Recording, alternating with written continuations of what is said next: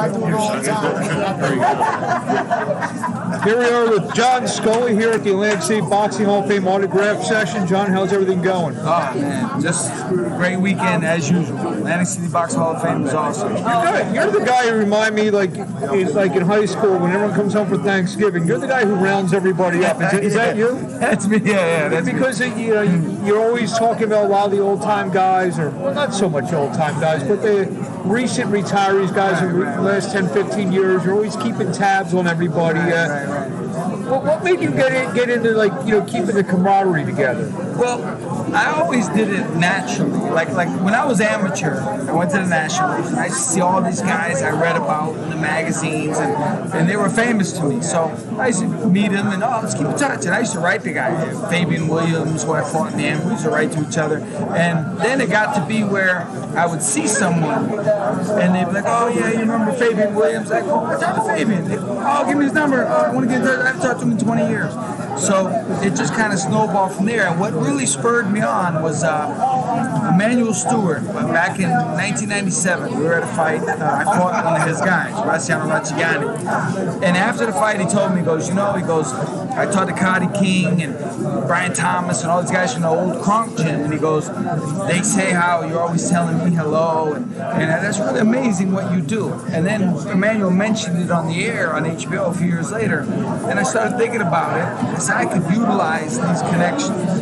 And from there, I started doing amateur reunions, and I started raising money for different fighters. And so I'm just the guy that keeps in touch. Because the two you've been talking about a lot this weekend. First, Gerald McClellan. Talk about what you're doing with him. Right. Well, as most people know, Gerald got hurt in the fight with Nigel Benn.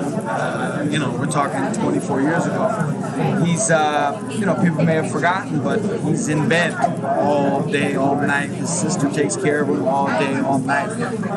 It's a tough job, it's stressful, I'm sure. So I try to raise money to help, with whatever she needs, medication or whatever it is, maybe physical therapy. So I do different things. Like today, I had all these guys sign a couple gloves for me. I'll auction it off, and I'll raise money, and then I'll send the money to Gerald McClellan and Wilfred Benitez. Those are my two main guys. I visited Wilfred. He's in bad shape. And I see on social media you're keeping correspondence with the recently released Michael Nunn as well. Yes. Talk about what he's up to. I want to say after talking to Ray, you actually were trying to get him to come this weekend. I was trying to get him to come, but he's in the halfway house until like 3 or 4 days ago was his scheduled release from the halfway house. So it was too close. I couldn't swing it. But I'm trying to get him to the Ring 10 event in New York City. But he's out. We've been in touch for several years. They actually had an email system in the prison system, and he could email me. So we'd email each other, write letters, and just trying to help him get back situated into society. So I would get on a little boxing talk. Obviously, you love to analyze things. I've been asking everyone this weekend. The heavyweight division's suddenly hot. We had 3 a couple of weeks ago. Now I think there's 4 if you want to throw Andy Ruiz in there. What are your thoughts on Wilder and Fury and Joshua Ruiz? It's the best it's been, I guess, without thinking about it, I would say since Holyfield and Lewis were together. Holyfield, Lewis, Tyson, and Bo. I have kind of intertwined heavyweights in years. I've had no interest, and no offense to those guys, but it just hasn't caught on. But right now, I mean, and you have Fury, who's like, some people say he's like the white Muhammad Ali, and he is. I mean, he's very funny, and he'll draw people. And you've got Wilder, who maybe is kind of like a George Foreman persona, So you have this different kind of mix and these different kind of guys that gel with each other. It's a good time. Who do you think's the best out of the group? When I say best, I mean who would beat the other guy. Who's the one guy you got into the dance? Who you bringing? Fury. At his best. And I'll tell you why. I'm one of the few guys in boxing that picked him to beat Klitschko. And I did too. I actually thought he was going to knock him out. Really? Yeah, I didn't go that far. But the reason being, as a boxer, I know certain styles are a nightmare to be in. Yeah. His is one of them. And I just thought Klitschko was so used to fighting those a basic style of guy. 1-2 hog. Right, And this guy's all over the place, and his cockiness, and I knew, and I thought he looked, other than getting knocked down against Wilder, I thought he looked great. Yeah. So we're talking, it's a great time for heavyweights. Well, speaking of great time, so what are the other divisions? Who are the other fighters that you look at? You're looking at Spence, you're looking at Lomachenko, you're looking at Crawford, those kind of guys? Those three right there. Those are three of the super elites. I work a bit with Arthur Beterbiev. I hold pads for him. I go to camp with him.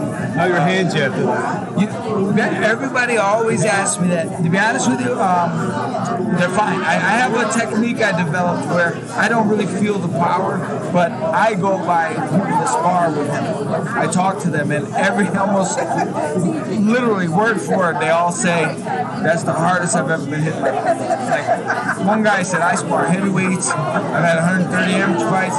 Never been hit like this guy. Arthur is a special. And he's in now a good situation over Top Rank where they're working. They're working with Kovalev, even though Kathy still has Kovalev. They have Gavodstik, and they're controlling the light heavyweight. Jesse Hart just announced himself in the division. That's something, a nice little hot division. Oh, no, it's right. I always said the welterweights are the best. I say light heavyweight is right behind them, and whether it means anything or not, psychologically, Arthur, he stopped. I can't pronounce his name, but the one you just said that stopped Adonis Stevenson. Yeah, Gavodstik. Arthur stopped him as an amateur. Yeah. His nose and everything. He beat Kovalev as an amateur, and Kovalev, he's tried to downplay Arthur, but he knows.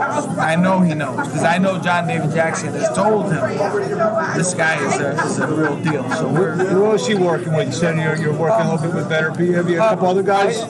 Mainly him. I keep my schedule open so I can go to camp with him at any time. And then in Hartford, Connecticut, I have an amateur team that I work with, and we travel quite a bit. I know you're not working with him anymore, but I guess Chad Dawson's coming over. What are your thoughts of Chad still fight? I would assume, being as impartial as I could possibly be, when you hit 30, I believe he's 37. When you hit 37, especially when your game relies on reflexes and speed, you're not going to get better at 37. And your chin, your punch resistance is not going to increase. Correct. And today, unfortunately, is the day of the powerful light heavyweights. These guys are punchers, and you'd have to fight a perfect game plan and avoid these guys for 12 rounds. I know Arthur's hard to avoid for 12 rounds. Well, John, thank you for a few minutes of your time. As always, I will probably see you analyzing a fight somewhere soon, hopefully, and we'll talk to you soon. All right, thank you, man. Thank you very much. Thank you.